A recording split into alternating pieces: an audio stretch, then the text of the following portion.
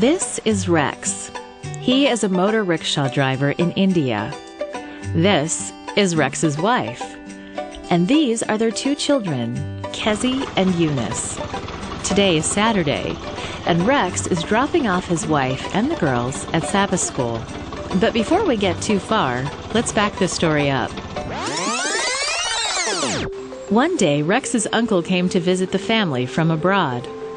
One of the first questions Uncle Simon asked was where Kezi and Eunice were going to school. Rex told Uncle Simon that the girls were enrolled in the district school in their neighborhood. You should put your children in the Adventist school, he said. They will get a higher standard of education and will learn English. That will open doors for them in the future that they cannot have if they study in the local language only. Rex told Uncle Simon that they were simply too poor to afford the Adventist school. But to the family's surprise, Uncle Simon offered to pay Kezi and Eunice's tuition if they were enrolled.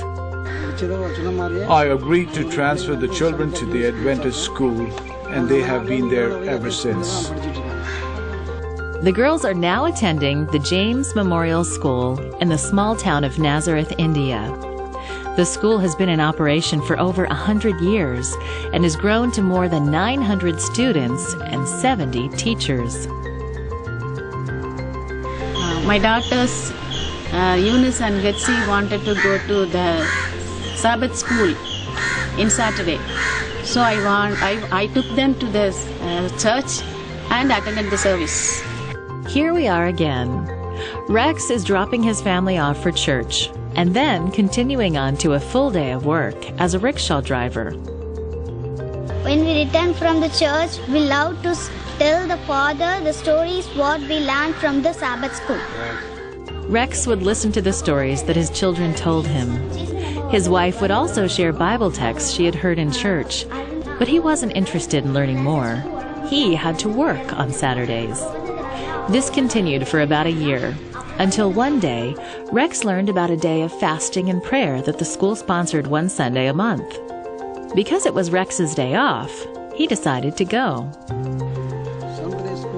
I was touched by the message I heard that day and realized that it was Bible truth. The school principal invited Rex to come to church the following week, but Rex hesitated. He didn't think he could afford to take Saturdays off from work. The principal encouraged me to trust God that He would provide a blessing equal to the amount I would earn on Sabbath if I stopped working and attended church and kept the Sabbath instead.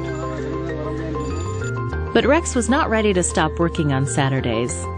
A retired pastor came to see Rex and offered to come and visit him each Wednesday during his lunch hour. Every week, they would sit and study the Bible together.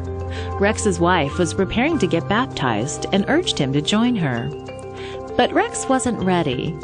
He was addicted to tobacco and alcohol and still hadn't resolved his Sabbath work issues. I told my wife to go ahead and be baptized. I would follow her later. Rex's wife urged him to trust God, sharing that God would take care of his alcohol and tobacco habits. I agreed to be baptized later that year, even though I realized I wasn't ready. My husband, he could not give up the bad habits, and he could not live with the commitment that he made in the baptism time.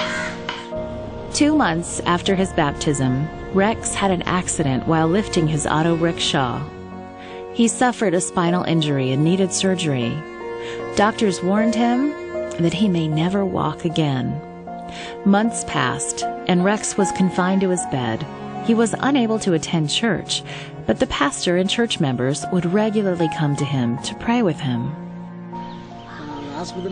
I started praying that God would forgive me for not being faithful to the vows I had taken at my baptism.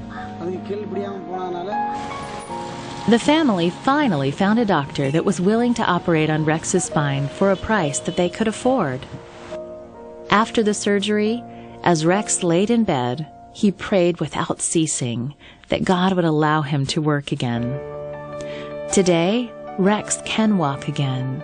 He has been attending church and rejoicing in the love of God. I don't work on Sabbath, and we tithe our income faithfully. Through the school, we came to know the Bible truths we had not known before. Because of God's love and protection, we are living as a good, happy family, and now we are serving God.